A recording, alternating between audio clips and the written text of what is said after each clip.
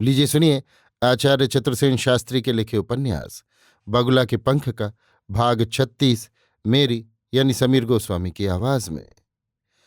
राधे मोहन जैसे गधे की मुलाकात ने उसके कामुक मन में एक गुदगुदी उत्पन्न कर दी। उस बेवकूफ ने अपनी स्त्री की जो बढ़ बढ़कर तारीफ की थी उसने उसके खून को गरमा दिया था। उसे दिख रहा था कि ये शायद सबसे आसान शिकार होगा। रात भर वो उस अज्ञात अपरिचित स्त्री की काल्पनिक मूर्तियां बनाता रहा। ये बात तो है ही कि सत्य से कल्पना अधिक सुंदर होती है, क्योंकि वहां भावना ही भावना तो होती है। फिर जुगनू भावुक व्यक्ति था।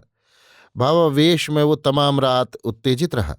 सुबह होते ही किसी दुर्दम्य पाश्विक प्रेरणा से धकेला जाकर वो सीधा डॉक्टर खन्ना के मकान पर जा पहुंचा। वो शारदा से इस गधे और इसकी पत्नी की कुछ अधिक जानकारी प्राप्त करना चाहता था। जानकारी ही नहीं, वो चर्चा करना चाहता था, और इसी आवेश में वो शारदा के सहवास का भी आनंद लूटना चाहता था। सच पूछा जाए तो इस समय वो इस कदर काम विमोहित हो रहा था कि उसका ज्ञान और सावधानता भी कुंठित हो गई थी। परंतु वहां जाकर उसने देखा, बरंडे में शारदा के स्थान पर परशुराम बैठा है। परशुराम को देखते ही उसके खून की सारी गर्मी ठंडी पड़ गई। वो अनमना सा होकर एक कुर्सी पर बैठ गया। परशुराम से उसे ज्ञात हुआ कि शारदा डॉक्टर खन्ना और अपनी माता के साथ कहीं रिश्तेदारी में गई है।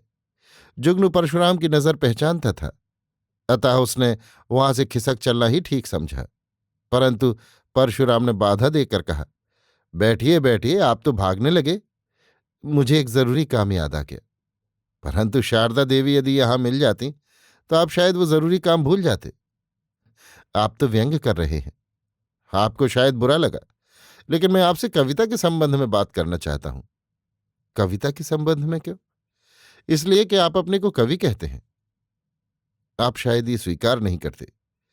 यदि कहूं कि आपका अनुमान सच है तो आप अपने घर और मैं अपने घर, बस। यानी आप किसी व्यक्ति की परवाह नहीं करते।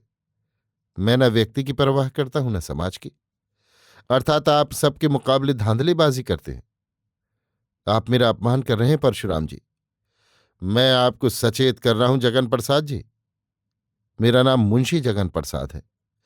मुंशी नाम नहीं होता, नाम की पूंछ होता है। नाम तो आपका जगन प्रसाद ही है।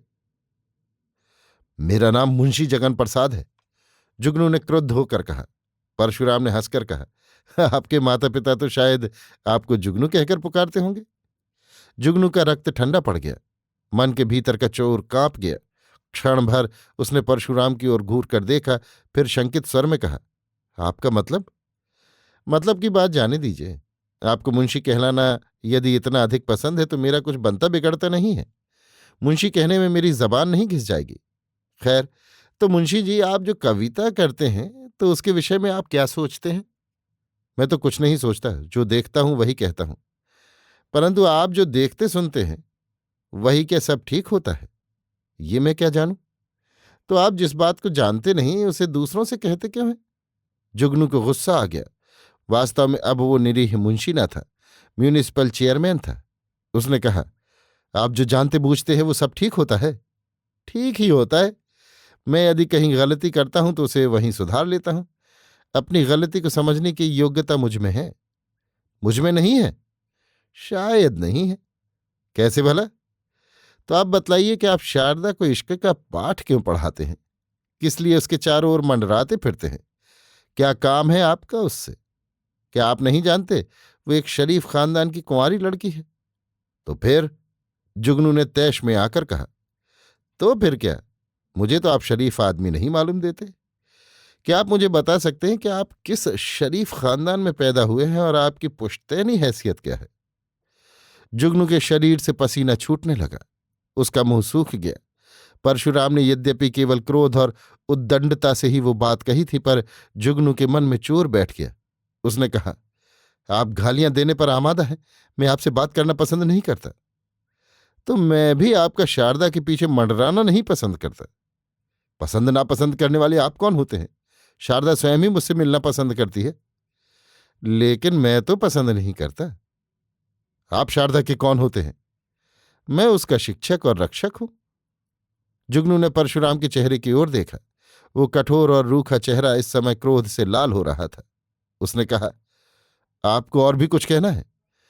जी हाँ, मुझे यही कहना है कि आप शारदा से मिलना बंद कीजिए, नहीं तो आप गालियां देंगे। गालियां ही क्यों, आवश्यक होने पर मारपीट भी कर सकता हूं। आपको शायद जेल जाने का भय नहीं है। जेल की क्या बात है, फांसी चढ़ने का भी भय नहीं है। अजीब आदमी है आप, हवा से उलझते। आप जेल जाएं या फांसी चढ़ें, मुझे आपसे कोई सरोकार नहीं। मैं जाता हूं। क्या एकदम ही चल दिए? मैं जाता हूं, कहकर जुगनू वहां से बेंत से पीटे कुत्ते की भांति दुम दबाकर भागा। उसके जाने पर एक घृणापूर्ण मुस्कुराहट परशुराम के होठों पर फैल गई। उसने उसकी ओर देखकर भुनभुनाते हुए कहा, कायर कमीना कुत्ता। अभी आप सुन रहे थे आचार्य चतुर्सेन शास्त्री के लिखे उपन्यास बगुला के पंख का भाग 36, मेरी यानी समीर गोस्वामी की आवाज में।